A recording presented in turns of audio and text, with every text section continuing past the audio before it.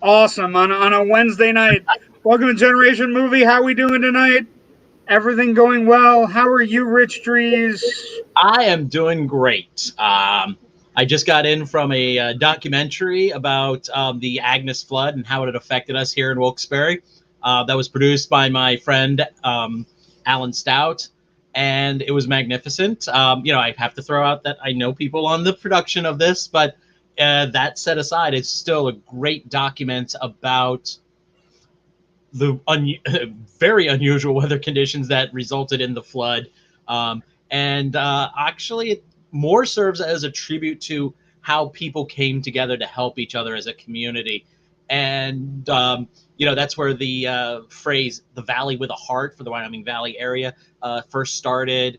And I think, that idea of people coming together to help everyone, mutually through something like that is it's a nice reminder that we are capable of doing these types of things every now and then. Are we? I would like to think we still are. I know it's a little hard sometimes to feel that way, but well, it's about being a community and a family, and I think tonight's movie is also about a family coming together in face of adversity. Yeah, you know what? That was a good comeback. Tonight's movie is Poltergeist. First off, one of the great things about this is one of the striking '80s posters that you're ever going to see, right? Oh, and this fantastic. movie, this poster conveys everything. They have two catchphrases. Usually, movies don't have two catchphrases, but the two catchphrases on this poster are perfectly in tune with this movie, right? They're here, which is what Carol Ann, the little girl, says, and it knows what scares you. Which, if you go to see a poster in it, like the poster is taunting you while you're walking by, you're looking at the little poster case, and it's like, my movie knows what scares you. What are you going to do about it? You whiny little girl, like that sort of thing. I think it's a real interesting. You know what? I think I said it really. I said it as bestly as I could in the write-up. I was like looking at the write-up for this, right? Where I said, it's a suburban horror classic, turns 40. It still knows what scares you. I think it holds up remarkably well. And it's regarded as one of the most enduring horror films of the 80s. But the thing that I think is most impactful about it, the concept of ghosts in suburbia and the images put on film are so indelible.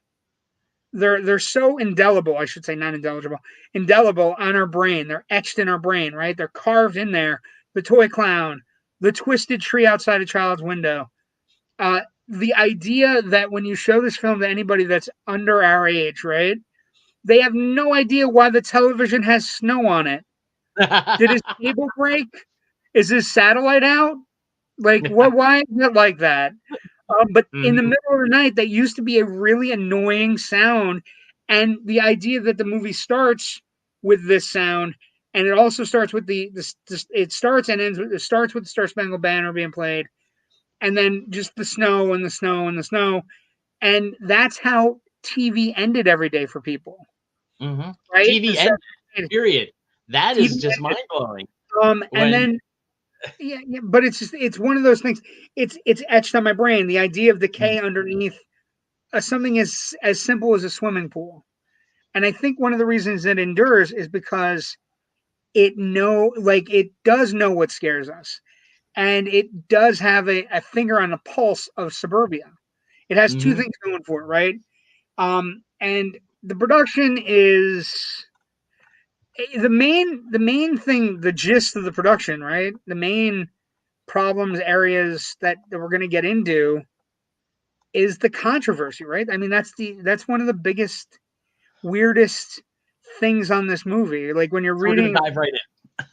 well, I think it's the best place to start, but I also think it's like there's not a lot of controversy. Like when Spielberg's writing the story, there's not a lot of controversy who gets to be screenwriters. Like Oh, he immediately looks over and knows exactly who he wants. He's worked with the well, same associate producers, the same producers. You know what I mean? Like everything kind of comes into place really quick for the movie, right? yeah. I mean, and he was at the time. He had ET and Poltergeist. Starting to be move forward through the production pipeline, and he kind of was talking with Tobe Hooper, and he actually asked Tobe Hooper first about ET, and Tobe Hooper was like, I kind of liked it when it was still a little bit more scary. It was called Night Skies, and it was about aliens kind of like circling the house where the family is, and attacking them that way. But now that you made it kind of a little bit more a boy and his dog, I'm not that interested. Then Spielberg said, well, if you liked, the idea of things attacking the family, how about this other thing called Poltergeist we have here? It's a haunted house movie set in suburbia. And Hooper, of course, jumped right on that and dived Yeah, into and pre-production. I think the interesting, one of the things that's going here is, and this is at a time when Spielberg isn't. He's had a good 1981. He's had a very good 1981. He's had Mm-hmm. Jaws and he's had Raiders, but ET hasn't hit yet, and he isn't in full. Like he doesn't have the Spielberg shell, which he like. A perfect example would be like '93 when he can do both Jurassic Park and Schindler's List and bounce around from the sets, mainly because of the same studio. Poltergeist is MGM, like before it, whenever where was gonna go in the '80s, and Mm-hmm. Universal had a huge thing in place where he was not allowed to work on anything until ET was done. So and so he couldn't bounce around projects and produce a project and also or direct out two projects at once, which he was allowed to do later on in his career.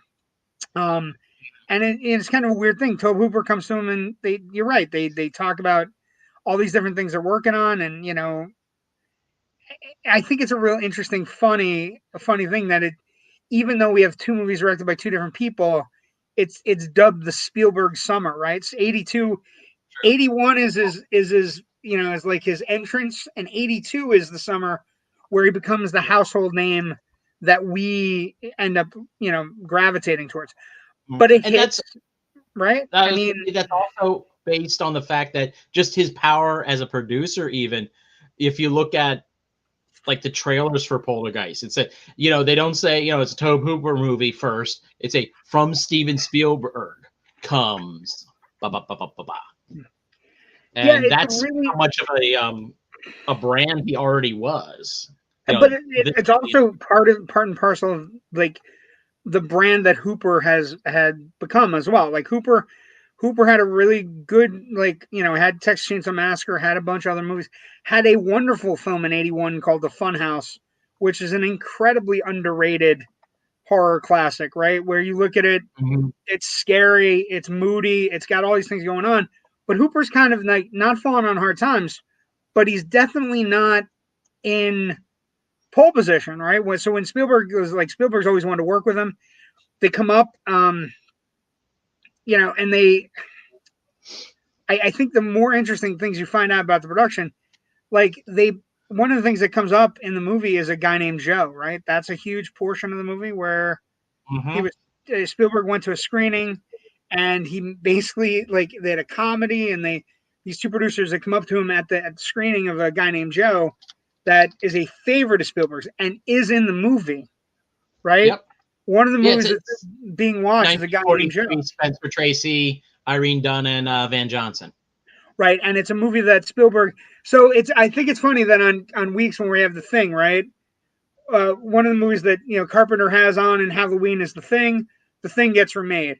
One of the movies that Spielberg has on in Poltergeist is a guy named Joe, and he would remake it as Always in 1987, which isn't as good as a guy named Joe by any stretch of the imagination, and is actually one of the only Spielberg moderate hits, like because he doesn't really have bombs. He has movies that only did like 60 million, only did 40 million, 50 million, when other studios are trying to make money. So we got some questions. Let's start. What's your gentlemen? 2 shows back to back with JW. It is obvious I'm doing my homework. Yes, CJ, you're doing your homework. Tonight's show was crazy. Paul may get canceled. Oh, jeez, what did I miss? It said some weird shit about Marvel. Good evening, gentlemen. Good evening, Brandon. Good to hear from you. And he was like, you just hit all the scary parts that are stuck in my head since I've been a child. Toy Clown, The Tree, Dan Warman, the tequila bottle. Yes, that's in 2, though. That's Poltergeist 2 is the tequila bottle. But yes, etched in your brain. And I think that's what makes, like, somebody would say, oh, well, it's overrated. Special effects don't hold up. All this other crap. And I would argue they're wrong. Oh, I have notes on the special effects and how freaking awesome they are. Bullshit. Yeah, it's absolute bullshit. Joe chimes in. Good evening, gentlemen. Oliver Robinson, damn clown haunted my dreams as a kid, and to think it's not PG-13, it's PG. It's PG, and we'll talk about it when we get to the critics' response, because Siskel and Ebert called them out about it. Siskel and Ebert, on an episode of Sneak Previews, called the filmmakers and the MPAA out about the level of gratuitousness in it's not PG-13, it's PG, Joe, because again, PG-13 isn't until 85 because of Gremlins and Indiana Jones and Temple of Doom. We asked Oliver who directed Poltergeist when we had him on. Yes, we're going to talk about that. That has to be, like, anytime you talk about the production of Poltergeist, you have to talk about the contract, like it, and which is unfortunate. Yeah, and because it takes away from the movie. It also I think has been answered so many times. I know it's gone over time and time again. Like we've had, different directors have spoken up. A couple of the actors have spoken up. I know what Joe was referring to on one of his shows. I think Robin said it was definitely Spielberg. And that is one thing that is predominantly in all the stories you hear is that Spielberg was on set a lot. Although you never hear from any of those same stories. He may have been on set a lot, but he never said cut or action, which is a weird. It's a slight thing. And he had final say on anything, but that's because he's Steven Spielberg, right? So yeah, that's more of a producerial thing. I think I have Hooper ran his own his own pre-production. Storyboarded everything. Sometimes those storyboards don't match up to what's on the screen, but that's because Hooper already had a history of changing things up, being open to new ideas, improvising on the day of the shoot.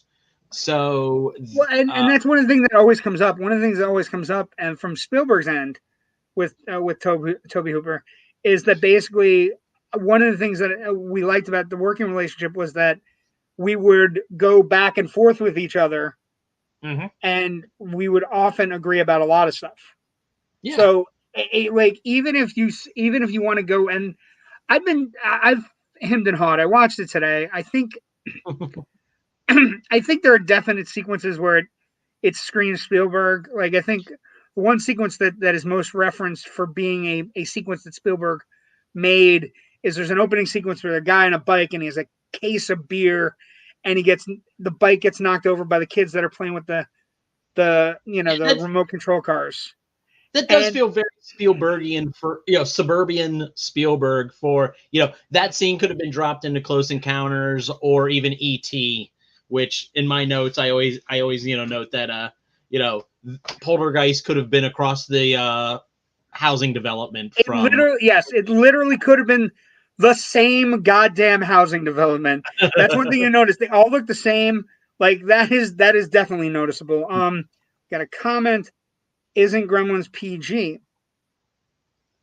Yes, Gremlins is PG. So what had a really quick brief history of the PG-13 rating. So 1984 hits Gremlins and Indiana Jones and the Temple of Doom come out the same summer as Ghostbusters. Parents flip out because there's a heart sequence and a very graphic, I guess the murder kills that are in the old lady's house in Gremlins are kind of rough. You know what I mean? There's a lot of rough sequences of Gremlins. Putting Gremlin in the the microwave, and the Gremlins eating the cookie that gets stuck in the blender. So what happens is the MPAA says we need the PG-13. That hits the next year, and the first movie that was PG-13 was not Paul, Rich. Sorry, I'm still on flood documentaries. Fair enough. I think it was Red Dawn. I think Red Dawn was the first PG-13. It was either the first one released or the first one rated that way. Rated, because there were two movies that right around the same time that got that PG-13, and like the first one that was rated PG-13 was actually released second after the second one was rated. Did you just give me the finger? I felt you giving me the finger. I just realized as I was doing that. I hate it when it does that. Yeah. Whoops. One Dark Knight is PG. Yes. The shit that kids were allowed to watch in the 80s. I think it's why we're so thick-skinned. Like it's why I saw Poltergeist in the theater when I was 13 when it came out. With my friend and neighbor Adam Rovner at the Colonial Park Mall outside of Harrisburg, in a theater that is no longer there. It was knocked down, and they plopped the Boscovs on it. And I was 8. Jesus out of us. I was 8. So the funny thing there is my dad worked for a small theater chain. They had 3 theaters. They had one that was open year round. That was my dad's theater, and it was a twin. And then there was another twin that was down in a swamp. And that one wasn't open year round because you couldn't actually heat the building during the winter. So they would close it every year, and then they would reopen it around the summer. They'd have to send people in, get it out of the swamp, like clear it out, and then basically clean it, and just crazy. And Poltergeist, Poltergeist played at that theater. And it was like, I kept on saying to my dad, this theater's perfect for Poltergeist. It's a perfect theater because I feel it's haunted, like it just, but Poltergeist, the production, right?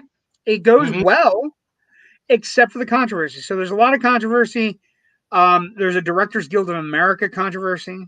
There's a special investigation into whether or not Hooper was giving official credit, was being denigrated by Spielberg makes a dumb article, right? He makes some things out to, I think it's the Los Angeles Times, where he basically says we've been working, like we're almost like co-directors on this one, or something dumb. It's a dumb. He tried to explain the give and take that they had, the vibe, right? The nice vibe that they had going on, and then so basically the Directors Guild goes crazy. And they basically say, even the credit in the trailer that MGM is giving him, is not good enough. They tried to get $200,000 for him, for Tobe Hooper, and basically it was cut down to 15. Eventually, they eventually gave it to him mainly because, like you were saying, all the trailers and all the things, Spielberg is a much bigger credit in the trailers. That it's a Steven Spielberg production, and then. So you have that happening. And then Frank Marshall also gives a terrible thing where he basically says, creative force in the movie, Steven. Toby was the director and was on set every day, but Steven did the design for every storyboard, and he was on set every day except for 3 days when he was in Hawaii with Lucas. And then Hooper, brought a statement out the LA Times, hey, I did half the storyboards. And it eventually culminates, and I think we have the letter. It culminates in a letter to the Hollywood Reporter, an open letter from Spielberg. I think it's the one we have. Let's see if Let's see if JW can pull off the magic of the interwebs. Ooh, there it is. It is, but we can't read it, which is Ah. I'm sorry about that. But so he writes a letter that basically says, hold on, I think I can read it like in the picture. It says, Mr. Tobe Hooper, MGM Studios, 102 West Washington Boulevard. Dear Toby, regrettably, some of the press has misunderstood the rather unique creative relationship with you, which you and I shared throughout the making of Poltergeist. I enjoyed your openness in allowing me as a producer and a writer a wide berth for creative involvement, just as I know you were happy with the freedom you had to direct Poltergeist so wonderfully. Through the screenplay, you accepted a vision of this very intense movie from the start, and as the director, you delivered the goods. You performed responsibly and professionally throughout, and I want to wish you great success on your next project. Let's hope that Poltergeist brings as much pleasure to the general public as we experience in our mutual effort. Sincerely, Steven Spielberg. And it's dated June 2nd, 1982, which is, of course, the day that Poltergeist, a couple days before Poltergeist opens. And that's like the interesting thing about this movie is that's the most you hear about the production. Production goes by swimmingly. They get the cast together rather quickly. Craig Nelson is Steven. Jo Beth Williams is Diane, and I think she's the most underrated piece in the movie. I rewatched it today, and she is one of the, she doesn't get enough credit for being one of the top mothers on film. I don't think we give her enough credit. You have Beatrice Straight as Dr. Lesh, and then you have the kids. Oliver Robbins as Robbie Freeling, and you have Heather O'Rourke as Carol Ann, and Dominic Dunn as Dana Freeling. And we will talk about that later when we get to Legacy. So stick with us. There's a big legacy. It may involve a curse and different things that went wrong. And then also they cast Zelda Rubinstein as Tangina. She plays the psychic. And it ends up becoming, the people they put together, they have all the pieces in place. They set up Richard Edlund at ILM, and he comes in and he's going to do all the visual effects. And the visual effects, which may seem tame by CGI standards now, I think are a nice mix. There's all and one of the things you watch when you watch the movie, they do wonderful effects with the bubbling, right? Richard Edlund does some bubble effects.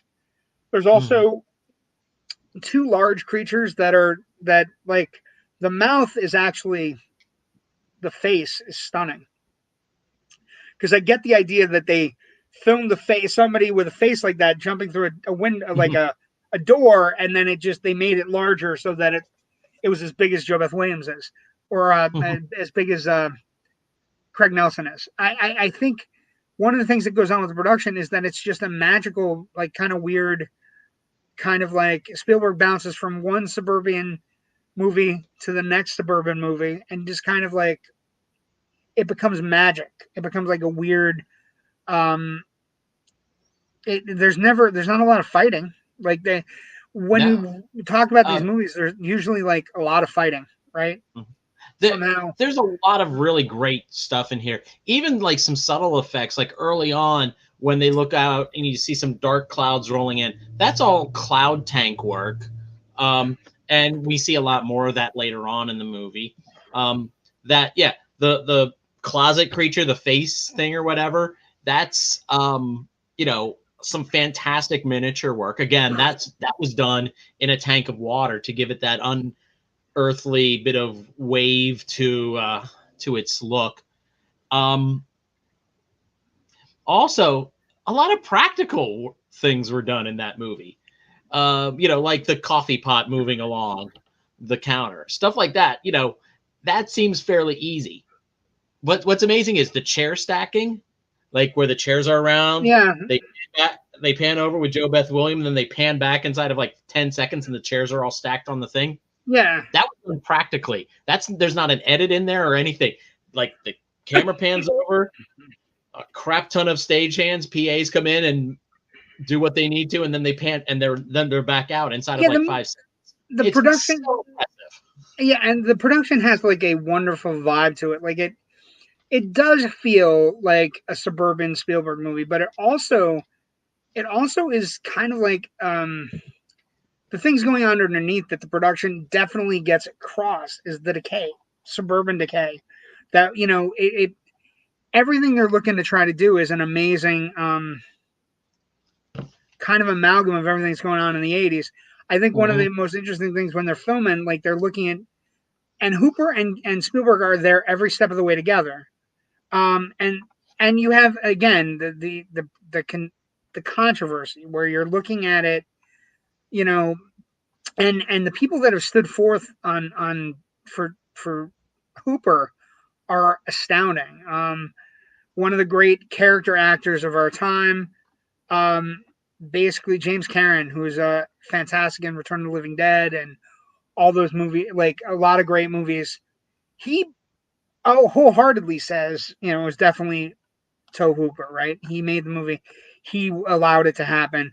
And whether or not, you know, Spielberg's vibe is there, it was always him. Mick Garris, who became a director himself, was a big proponent for Tobe Hooper after he passed in August of 2017, where he was basically the publicist for the film. And he, you know, he stood on a lot of shoulders to say, you know what, you can say whatever you want, but he directed the movie. You know, I think his big thing was the enthusiasm on the production versus the you know, Tobe Hooper watching things from the get go. You know what I mean? And just the idea that Spielberg was excited about making a scary movie, and so like Mick Garris comments that it's the enthusiasm gap because Tobe Hooper wasn't like an enthusiastic maniac like Spielberg is, and he wasn't so gung ho that people didn't notice that Tobe Hooper was making decisions that Spielberg was like, yeah, let's do it, cut, go, right? And you know, Tobe Hooper's like, okay, and they move on and they do whatever, and it looks like the person that was excited there was Spielberg, right? But it is one of those things where production happens, they go merrily on their way, right? It cruises through. Like special effects are done by ILM. Again, Richard Edlund, who came in, nominated for an Academy Award for Best Visual Effects. It loses to another summer Spielberg movie, right? And then the other main component that we always talk about in these movies, kind of unsung hero when we're talking about movies that are classic of their times. Jerry Goldsmith comes on and he does a lullaby based theme, right? It's not like a traditional horror film in the sense that they're you know, it's for shock or value or whatever. It's a lullaby, right? La la la la la la la la. You know, like and it's impeccable how it subdues you into thinking everything's okay, right? True, because and and it's it like a works because child. most of the initial horror is happening at night, when people are asleep or falling asleep, and you know, it's a movie about monsters under the bed. Yes, or in this case, clowns under the bed. But you know, so the interesting thing is Goldsmith comes on and he comes on and gets an Academy Award nomination, right? And he goes up against John Williams for E.T. So the interesting thing is, like, Spielberg makes these two movies during the summer of '82, and E.T. takes all the oxygen, sucks up the box office, sucks up the Academy Award nominations and wins, sucks up like. And I was looking at it, it was nominated against E.T. in every category it was nominated for. So you have this incredible function where two movies, similar DNA strands, and you know, one gets embraced, both get embraced, but one gets embraced and becomes one of the all-time highest grossing films of all time, and the other becomes a genre classic that they haven't been able to, you know, they haven't been able to actually hone in on it, what the magic is since. So production ends. Spielberg goes on his merry way. Tobe Hooper goes on his merry way. And we open up. We get It is gangbusters from the get-go. It's released on June 4th, 1982. It is a critical and commercial success from the get-go. It earned $76 million in 1982 dollars. It's the highest grossing horror film of 1982, and it ends up being the 8th highest grossing movie for the year. So it is an unmitigated hit, and it's totally different from what Spielberg is peddling on other screens, right? Mm-hmm. And I think that's, I think what's amazing is that it's a hit from the get-go, because I feel like this would be something where, horror films are movies that, sometimes they take time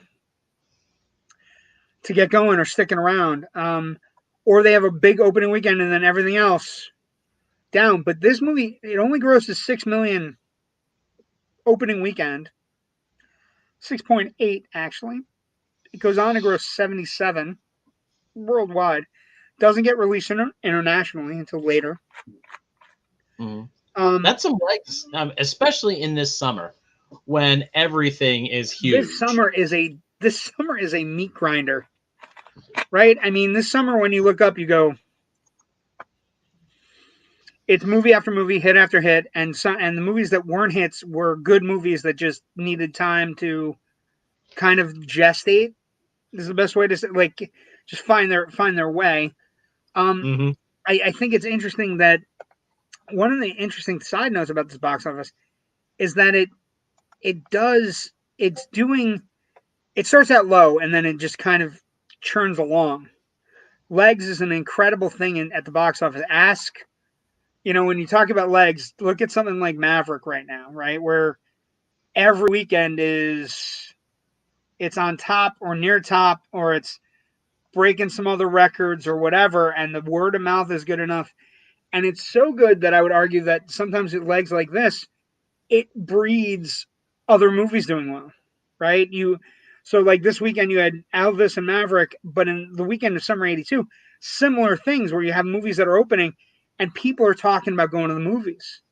People are talking about the Spielberg guy that's having the summer Spielberg. And so it's an interesting case study when you look at like how things are made and how things are done. Mm-hmm. Yeah, it's a rising tide lifts all boats, or you're just drafting on the success of others. And people were showing up to the theaters to see E.T. and going, up, E.T. sold out. Well, we're here. Let's go check out Poltergeist, or let's go check out The Thing, or any of the other movies that were out at that time. Yeah, it's a packed June. It's one of the most packed Junes I've ever seen, and I think it's an interesting box office take that it starts out. It doesn't start out with like a $40 million weekend and then it ekes out to 77. It starts out with 6 and it grosses 77. That's and we're not talking about in 82. We're not talking about multiplexes. We're talking about theaters that are single screens, or theaters that you're going to get different engagements, or maybe 2 weeks and then it moves on to a different theater, or it's still in that heyday where we don't have multiplexes or anything like that. So I think it's a real testament to how well received it was by the audience. Yeah, we're so used these days to releases on 2,000, 3,000 screens that everybody has enough chance to see it like that those first couple of weekends, and then it bottoms out really fast. But I don't have the numbers here in front of me, but I'm sure Poltergeist probably opened to less than 1,000 screens its opening weekend. I would probably guess maybe 500 to 700 if I had to guess without even looking. And I kind of see JW there typing madly away. Yeah, and keep talking while I'm doing it. Yeah, and that's another reason why these films would last longer in theaters. I mean, obviously, people wanted to go see them over. If they liked it, they would go back and see it over and over rather than sit at home and go, well, I saw it in the theater once. It'll be on Disney Plus in 3 weeks. I'll just wait and catch it then. Home video was just beginning. And so it wasn't ingrained into the moviegoer's regular habits to think about the availability of a film on home video. So catch as catch can, and we go see the movie 3 or 4 times. It's 5-month run. Before it leaves, I'm going to correct myself here. So 74 million domestic, 47 international, so 121 worldwide. Nice. Yeah, opening weekend theater counts are 890 opening theaters on a maximum of 1,060 screens. Average run per theater 15.9 weeks. And the inflated box office for 4 months. 4 months, 15 weeks, 15.9 weeks. We're talking about Maverick right now, and we're what, 2 months in? Like we're at 8 weeks. So then people are excited. Adjusted for inflation is at 233, which is pretty good. And this, when you talk about legs, a good way to look at it is the opening weekend, and the opening weekend is only 9.2% of its total gross.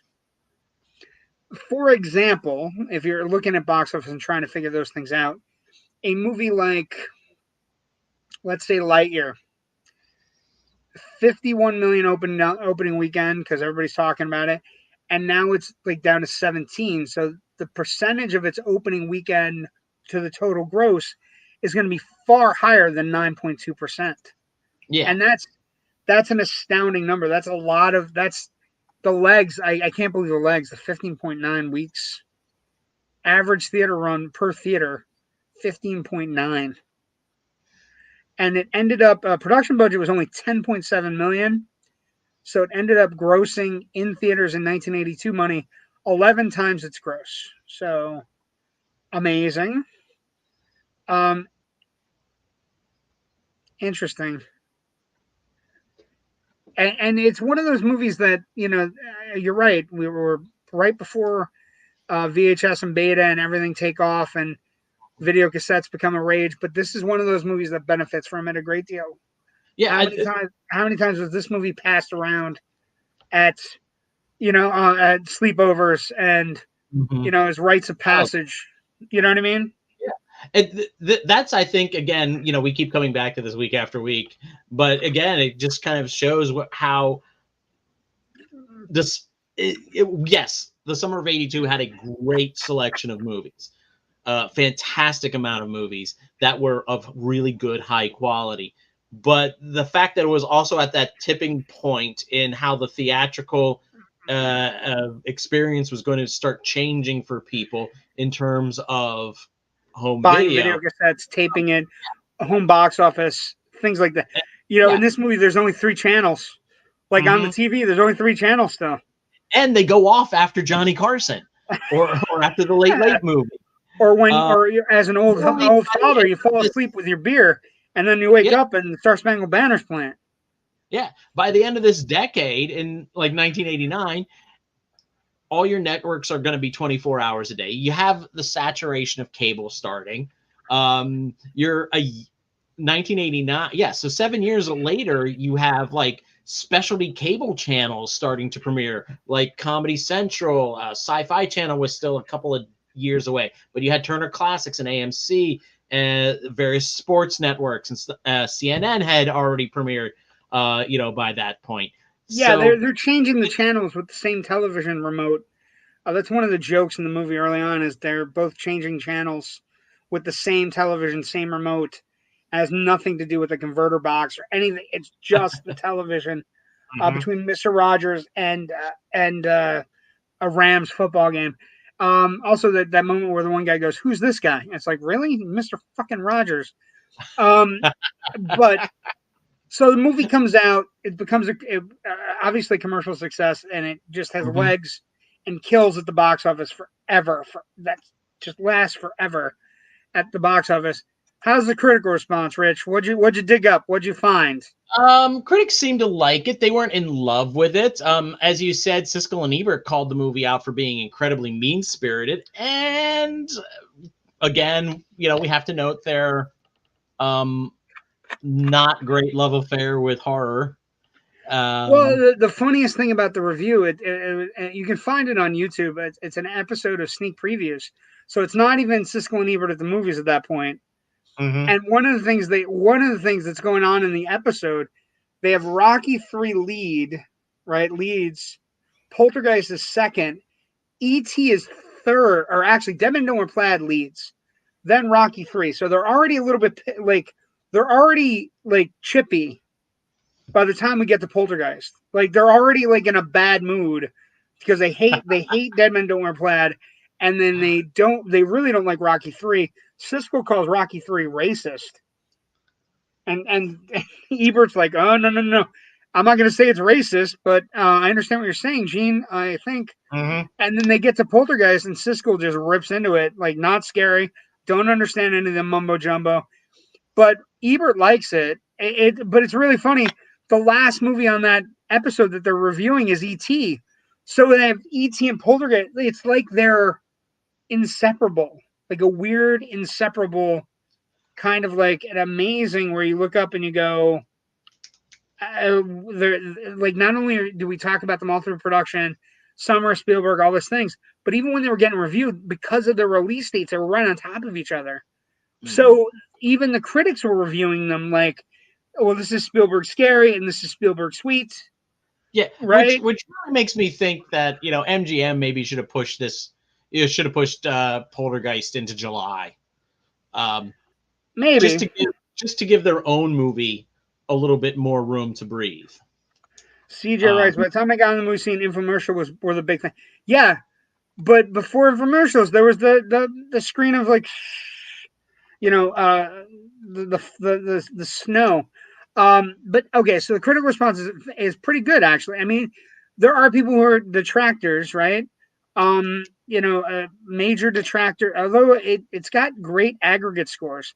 If we're going by like what we're, Metacritic or Rotten Tomatoes, it's at 87 on Rotten Tomatoes, mm-hmm. which is high, unusually high actually for an old 80s movie, from over 67 critics. The consensus is smartly filmed, scripted, consistently frightening, modern horror classic. Metacritic has it almost 79%, which is generally favorable.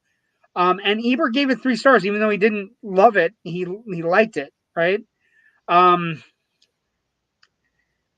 some people hated it, right? One of the most harsh reviews from Los Angeles Herald Examiner was great. Buried within the plot of Poltergeist is a basic, splendid fairy tale scheme. Actually, this is one of the ones that like it. Story of a little girl who puts her parents to the most outrageous tribulation, proof of their love for her. Underlying most fairy tales is a common theme: the comforts of family. Virtually all fairy tales begin with a disrupting of family order, and their conclusion is usually return to order. And that's an interesting thing. Like, the critics' response on this movie is always, they get it. There's never, like, it's varying degrees. Like, if you don't like it because you don't understand the mumbo jumbo, or you don't like it because you feel the effects could have been better. Although I don't understand that. But also part of the problem with the effects being better or whatever was that E.T. was out, and E.T. special effects were spectacular, right?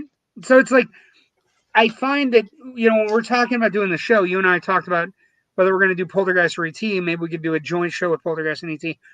or, separate them at some point. But they're always tied at the hip. Like, they're always, like, it's an incredible kind of weird thing. So, and I'm glad we're talking about Poltergeist instead, honestly. I don't think in the grand canon of things, E.T. sucks all the oxygen out of the room. Among horror, and 82.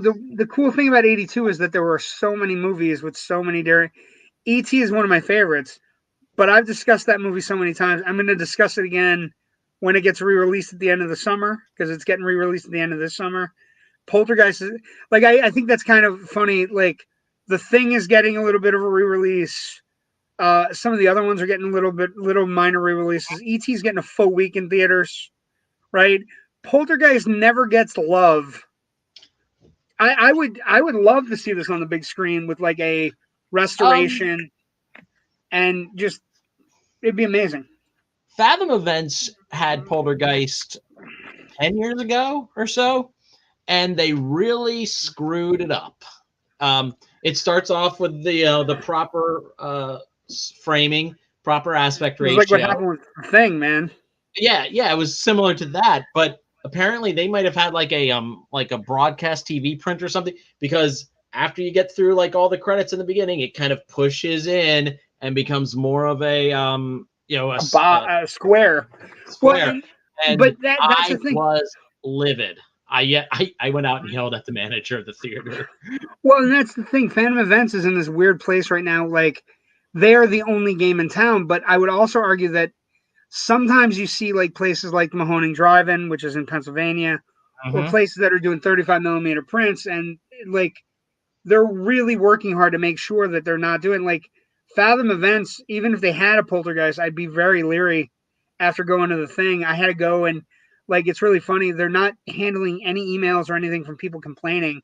They basically are saying on their website, on Twitter and whatnot, if you had problems going to see the Thing 2 weeks ago, whatever theater you went to, we've already talked to them. So go to them. And I did. I went right into AMC that I went to, and I got 2 passes because they were like, yeah, it was terrible print, terrible call. You were here Sunday? Oh. And then you hear that they lined it up where everybody's like, oh, come back Wednesday for the Thing, right? And the Wednesday screenings went worse than the Sunday screenings. Oh, really? Oh, you didn't hear about it? Oh, yeah. No, I didn't hear that it got worse. Our nostalgia is worth a lot of money, Rich. And what I would say is people were really excited about going to see the Thing. And what happened was the ratio was off on Sunday. They told everybody we'll fix it and come back Wednesday. A lot of people, when they went to the screenings, sat there for 20, 30, 40 minutes, an hour, waiting for it to go off. Finally, managers came in, and most of the screenings didn't go off around the country. Oh, geez. And so there was an issue with their server, or their satellite server or something. And so it created a whole ball of wax where this was supposed to be the chance to see the Thing on the big screen. And then we didn't get it. So I'd be really leery about Poltergeist, because I watched it today and I was like, I was so happy I rewatched it. I love that one of the things about our show is that we rewatch the movies and try to get a gist of where we are with them now. So it's, the accolades that come after, right? Before pretty good. Some people don't look, whatever.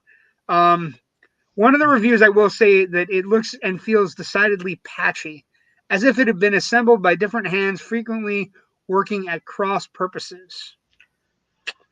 Which I wonder if that's somebody just vibing off of the rumors about Hooper and Spielberg.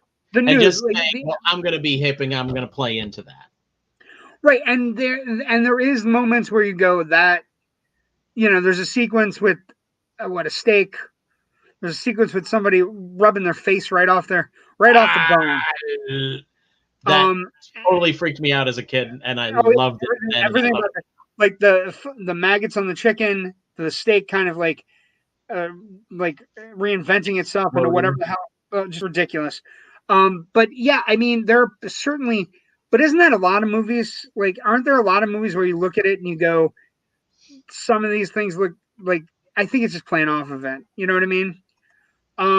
But it is still widely regarded now. Like, when you look at different things, it was nominated for 3 Academy Awards, lost all 3 to E.T., which is just ridiculous. And what is it now? It's like, it's part of the vernacular with regards to, it's on the AFI list for 100 Years, 100 Movie Quotes. It's on the AFI list for 100 Years, 100 Thrills. So it's got a lot of recognition, and it's one of those movies that people... it pretty much entered into the zeitgeist fairly quickly. In addition to E.T. and a lot of these other movies that were all coming out this summer. But I would say, I can't say for certain, but it felt like very quickly, probably within the next year or so, at least 1, 2 TV sitcoms were probably making a joke off of "they're here."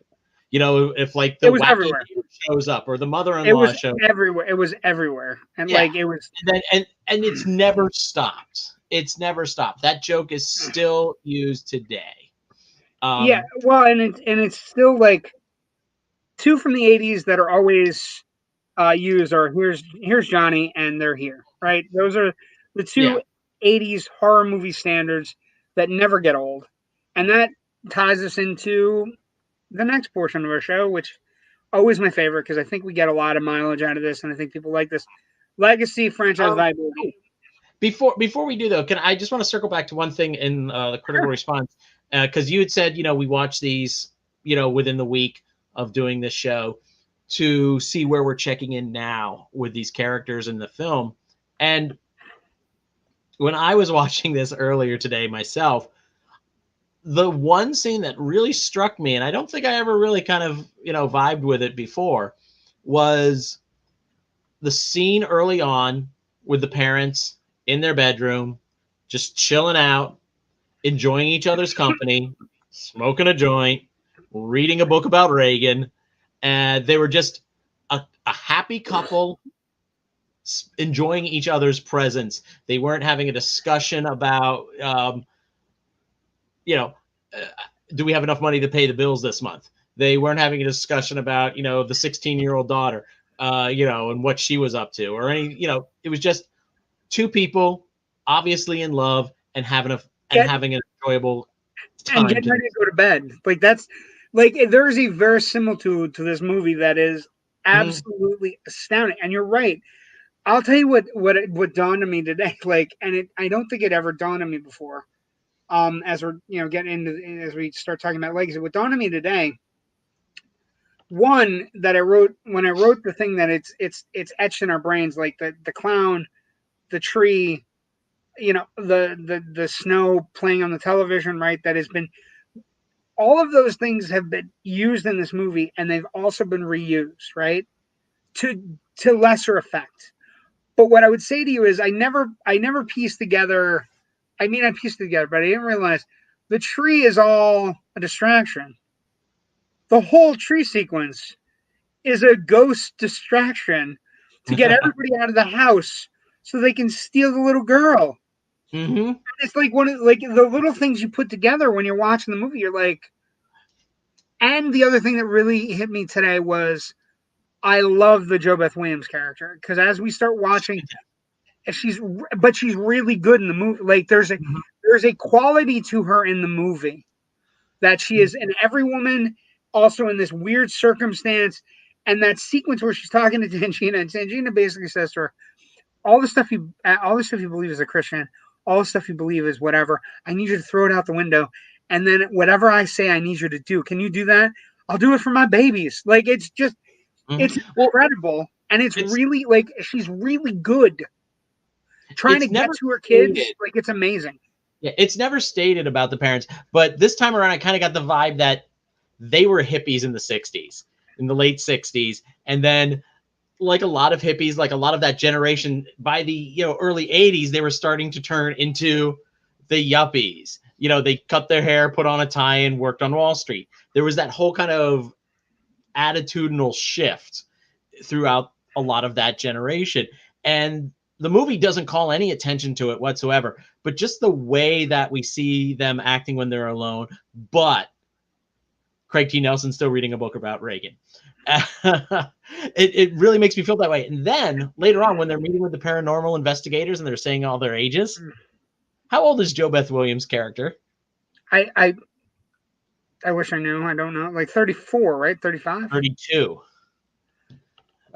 Because Craig T. Nelson starts to say 31, and then she corrects him 32. So she must have had a birthday recently. How old's the daughter? The older daughter? She's 17, isn't she? 16. 16. Okay, now math. Yeah. Oh no, interesting. Yeah. Had it 16. Yeah. So that's amazing. So so that makes me think too that okay, 16 years ago, if this movie takes place in the year it's released, 1982, so crap. Now I'm not able to do it in my head. 60. So like the daughter was born in 67. 67. So like it's interesting. It's right around like what it is. It's The Big Chill, but also The Big Chill, because JoBeth Williams is also in The Big Chill, and then also it's kind of Family Ties-ish, right? There's 3 kids. The parents are. Yeah, I didn't even think about that. Yeah, that could happen. Yeah. Well, that's 1967 was the summer of love. So, maybe two stupid teenagers found themselves pregnant by the Got end of that knocked up. summer, and then here they are years later. Maybe I'm just reading some things into like what small clues we have, but I think it's kind of an interesting comment on the generational shift across the 60s into the 80s too. Yeah, both. Well, yeah, the idea that she's still smoking pot and has her Mhm. roots, and he's selling houses and reading Reagan now. Yeah. It is an interesting dynamic, but also I thought the most, like, again, for me, her character is so strong. We don't talk about her enough in the strong women debate. No. Sarah Connor, Ripley, and I think Diane is one of the characters that we should be talking about. She's So like, I'm going through that portal and getting my kid and coming out the other side. yes, like, Heaven help and anybody who gets. that whole sequence with the balls and on all that entire sequence, like, as you talk about legacy and viability, right? So, couple things. We had two sequels. They didn't do as well, right? Poltergeist 2, The Other Mhm. Side. One of the problems with Poltergeist 2, The Other Side is we never see the other side. Also, the problem with Poltergeist 2, The Other Side is that we've already seen the other side theoretically, right? We've already, Carol Ann and Diane have gone to the other side and come back. The balls have gone and come back. So it was kind of a weird thing, and it also kind of threw away everything that was going with it. Poltergeist 3 only has Heather O'Rourke and it takes place in a Chicago skyscraper. So it's as far from the first two movies as you can get, right? Mhm. They also had a remake recently where 20th Century Fox MGM, directed by Gil Keenan, who's a fantastic director, did Monster House and a couple other things. Really good. Produced by Sam Raimi. And it had, really good stars: Rosemary DeWitt, Jared Harris, Sam Rockwell. But it didn't catch for whatever reason. And there are rumors that the Russos, one of the things they're working on with the 75 things, is another remake, which I don't think we should have. Like, I think it's good. And also, um, because one of the things that's interesting about the viability, maybe not in its own franchise, but it is the forerunner of the modern haunted house movie, right? Even though the problem with it, right, is that the haunted house people, the problem that everybody gets wrong is that this movie isn't attached to the house. The poltergeist and the reason it works is because they're attached to the people, and it has nothing to do with the house. Could be any house, Oh yeah, it's right? because it's because of where the house was built, but it's also because they were one of the first people to come into this neighborhood. Yeah, and it's just one. It's I think it's interesting that the reason it stands the test of time is because everything that's come after it didn't take into account everything that made it special, Mm-hmm. right? Because it's one of the first haunted house movies that you don't have like somebody walking in, the expert, right? The expert in the haunted house movies usually walks in and goes, "Wow, Rich, I can't believe how many murders happened upstairs in the bedroom and two in the kitchen, and Mm-hmm. it's no wonder you're seeing a guy with his head cut off," right? This is the first movie that doesn't have that. It doesn't have that attachment. But so many movies that come after it try to do the same, like they try to do the poltergeist thing, but they're always stuck in the rut of it's attached to the house or it's part of it. But this movie had the first expert. Zelda Rubinstein as Tangina is the first time a quirky expert comes out, trots out to save the family, right?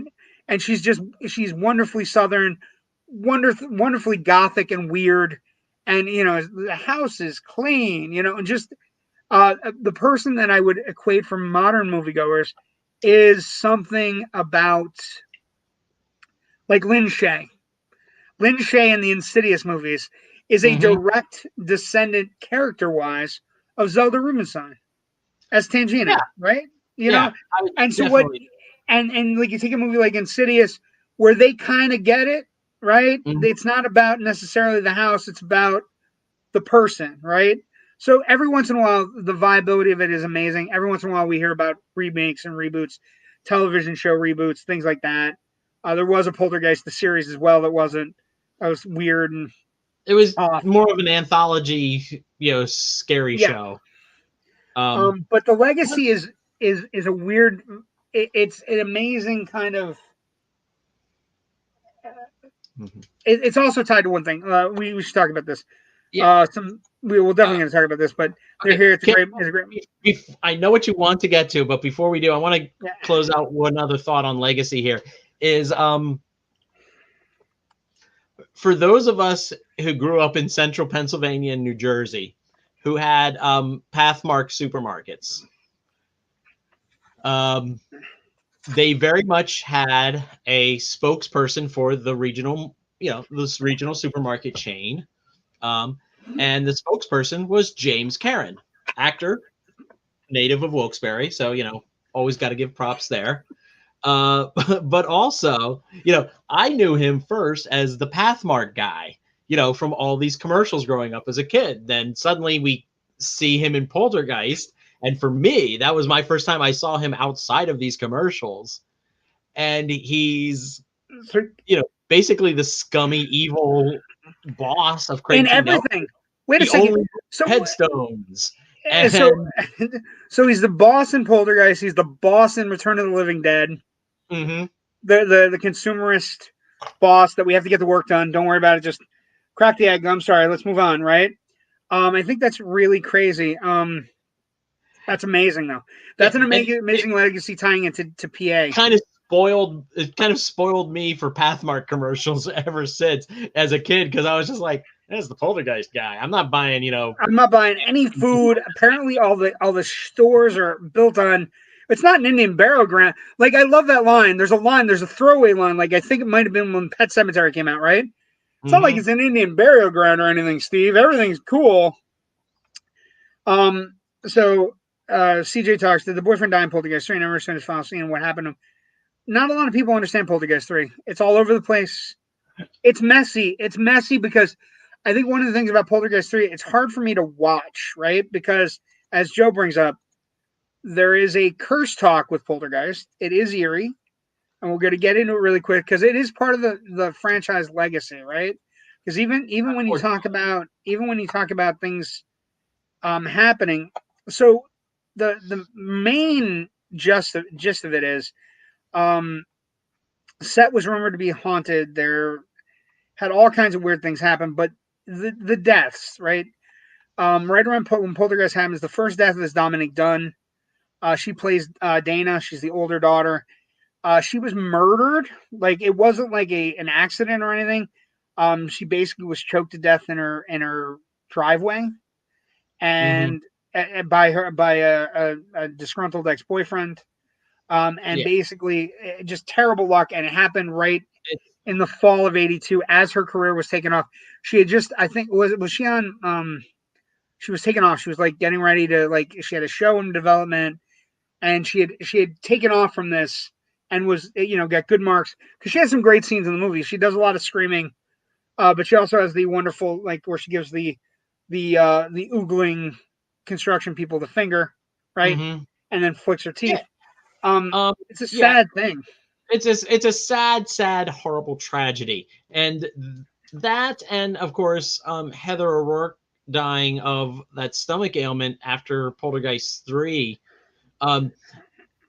It's just coincidence that it happened to two people on this film, and I don't like that idea of a curse because I think it kind of downplays the stupid randomness of tragic randomness of these two actors' passings. I when I first heard the curse, I was like, "Ooh, that's spooky." And then the more I thought about it, though, I was like, it's kind of shitty on their legacies. And honestly, if you wait long enough, everybody from a movie's gonna be dead.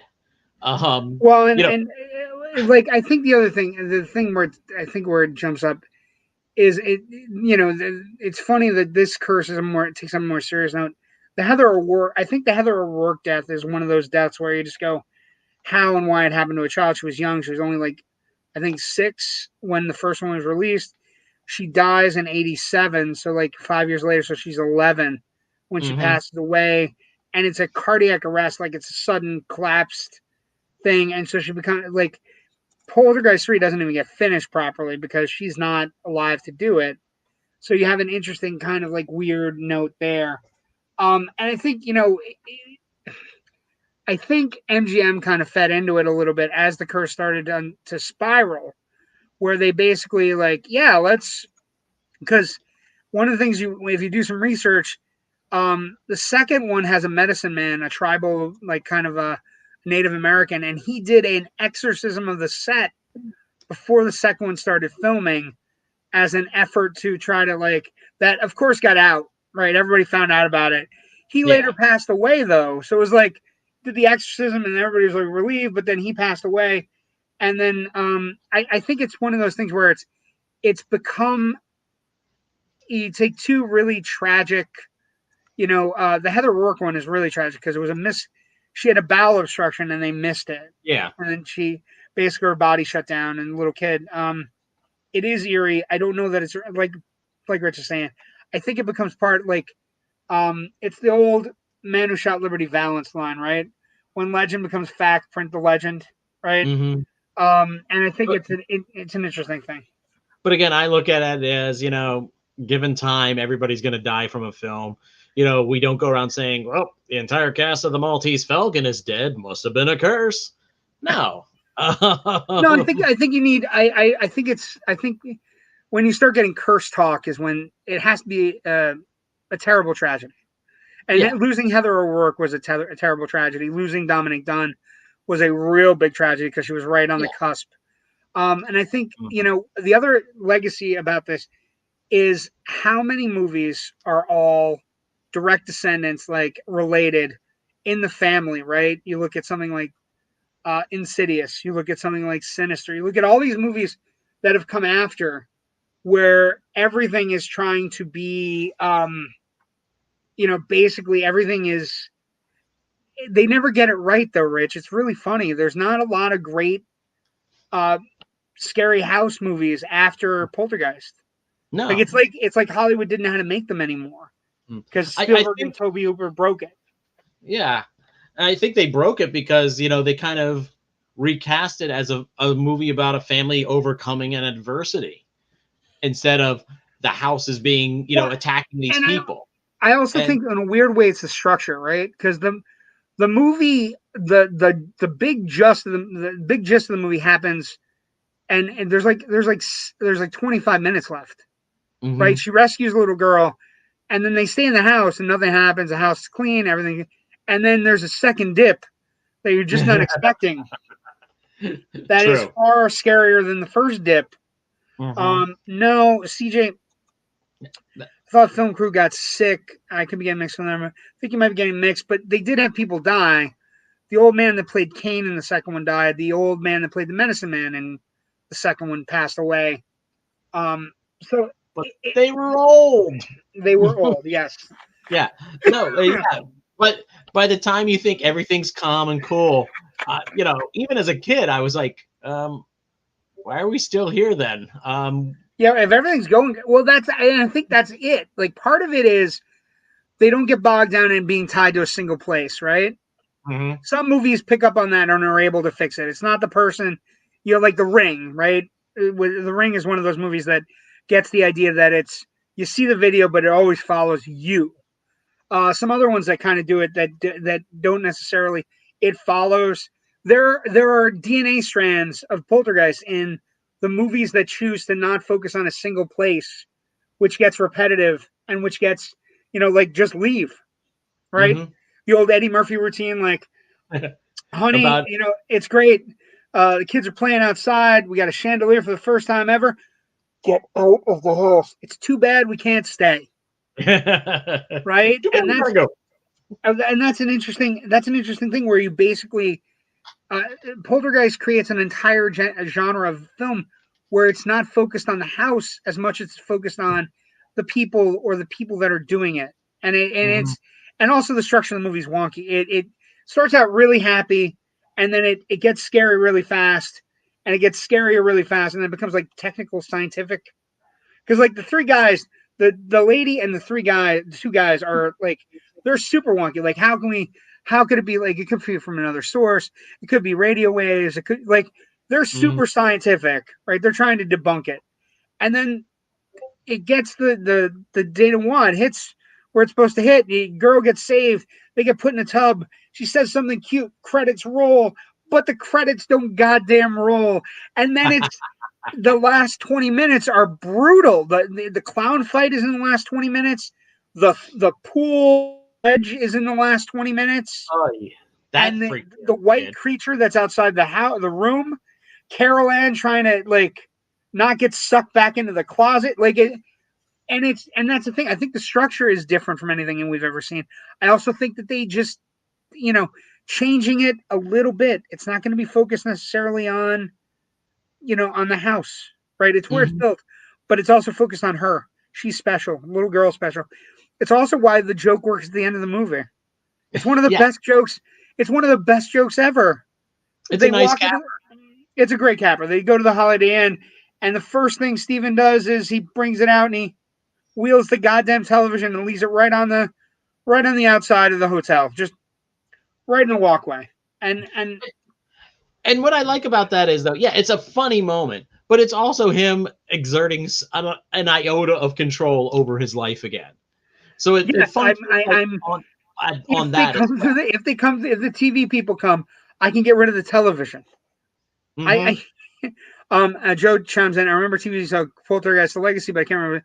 It was affiliated. It was Paramount. It was MGM produced, but it was like Rich was saying earlier. It's an anthology, not connected to the film in any way. Didn't follow any characters. So very much like Friday the 13th, the series didn't find its footing, right? Because it wasn't about what people wanted it to be, and also Season of the Witch, Halloween 3, Season of the Witch, which are all kind of tied in that kind of like weird legacy where it's not what people wanted. So fuck them is basically where it's like, we don't want it, get it out. But in tying up everything tonight, I rewatched it today. It holds up remarkably well. I inadvertently watched it with a 6-year-old who I thought was not paying attention, but inadvertently was paying attention. And we're going to be up all night, apparently. So that means it's thumbs up. But also, I think it's really a great structured, like the structure of the movie is different. Hour 54 minutes breezes by, and it's quirky enough where it does weird things with the structure, not tying it to a house, having a second, edge your seat ending, a second action sequence that's completely off the charts. And I think it stands up. And I would arguably say you could put it up against anything that's come out horror-wise. Like The Black Phone is very reminiscent of it recently, which is a great movie that just came out recently. Black Phone is fantastic. Really good. Really, Black Phone is Dazed and Confused. Like that opening sequence with the baseball thing is right out of Dazed and Confused. Right down to the music. I think they copied the music, for fuck's sake. Black Phone is so well observed about its 1978 setting.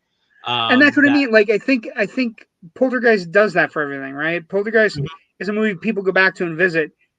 And I will say the reboot, the remake isn't bad, but they changed the structure around a lot. I think one of the things they do in the remake, and that I remember being just forced, like, there's a moment where they switch up the reveal, right? The reveal that the houses are all built on cemeteries. They didn't move the bodies. Is like it happens earlier than it does, right? And if that's the case, like, why would you do that? Like, why would you continue to sell houses? But anyway, finish up, bring us home, Rich, and tell us where people can find your stuff. Well, you can find all my writing at FilmBuffOnline.com. You can also find a link to the podcast that I co-host with my good friend and Film Buff contributing editor Natasha Bogutsky. That's called The Big Picture Podcast, and it's available on iTunes, Stitcher, and all the usual suspects. Okay, so a couple announcements. Now we're gonna make an announcement, but we also have to make an announcement that we are missing next week. Rich is a new member of the Philadelphia Film Critics Society. Film Critics Circle. Yes. That means he will be going to a screening on Wednesday night. Something's opening? Is there a thing opening next week? Something with mythology or something. or Norse? Is it Norse mythology or is it Greek? might be a love story. A little I bit don't Greek. Might be Christian Bale chewing up scenery. I don't know, but he's got something to do next Wednesday, so we are off. Plus the holiday week, we tend to get a little bit crazy around holiday weeks around here. And what I would say is, so we're going to save something special. We're not going to do Summer of '82 when we get back. So we'll be back in 2 weeks. We are going to do something special, and also in preparation for something that's happening at the end of the summer. But we're gonna do something special, and it's not next week. I got to change next week. Hold on. 2 weeks from now. Hold on. I got to change it because we talked, but then we didn't talk, and then I didn't do it because I was late because we went really late with my other podcast. So 2 weeks from now, a special. It's a I'm gonna say it's 4th of July edition, even though it's not 4th of July, but it's like 4th of July edition because we're gonna do a summer blockbuster edition. 47th anniversary year for Jaws. 2 weeks from tonight, we're going to do Jaws on the Generation Movie Podcast. So we're going to get away from 82 for a moment just to celebrate something that's coming back at the end of the summer for the first time in IMAX, for the first time in 3D, which that boggles the mind that it's going to be in 3D and that Spielberg has overseen this. I don't think I'm going to go see the 3D, but I'm definitely going to the IMAX. So for our next installment, we're going to keep with the Spielberg vibe, but instead of ET, we're going to swerve and zig instead of zagging and go right. Because we got to, like, as much as we love the summer of '82, we got to keep it fresh. And also, when some of these big movies, like one of the big stories of the summer at theaters is that Jaws is coming back, and it's being completely refurbished and remastered to be on an IMAX screen. It is a big deal. It needs to be celebrated. And we're going to get you prepared for it before it comes out at the end of August. Tonight, thank you for joining us. My name is J.W. Colwell. We appreciate all you do for us. We appreciate you tuning in. Have a great night. You can find me all over the place. PA Movie Guy on Twitter. You can find me on Facebook at the Loud and Nerdy group, which is amazing. I also do the Loud and Nerdy podcast, which is on every Wednesday before this show, and was running late tonight. So thank you for being with me, and thank you for being very kind, Rich. I appreciate you. No problem. It's always a pleasure being here with you. Also, for throwing out our Twitters, FilmBuff Rich on Twitter and FilmBuff Online is also on Facebook. There you go. Plenty of stuff to find us. Great. Thank you, CJ. Thank you, CJ. And Joe says, very cool. We appreciate you guys. See everybody in 2 weeks, and we'll talk about a shark. Maybe one that might swim up and bite us on the ass. See what happens. Jaws, not 4D. It's 3D, and I think it's 3D IMAX. So it's going to be. Well, all the Jaws movies are technically in 4D because they take place across a dimension of time. Well, and also like Jaws 3D was. I know it's going to sound, but I like Jaws 3D. Anyway, we're going to talk about Jaws. It's a terrible movie, but it's still a Jaws movie. I still like it. I'm more of a fan of Jaws 3. Also, People Zero. I also like Lou Gossett. Anyway, we'll see everybody in 2 weeks. Thank you for joining us. Have a great night. Stay safe.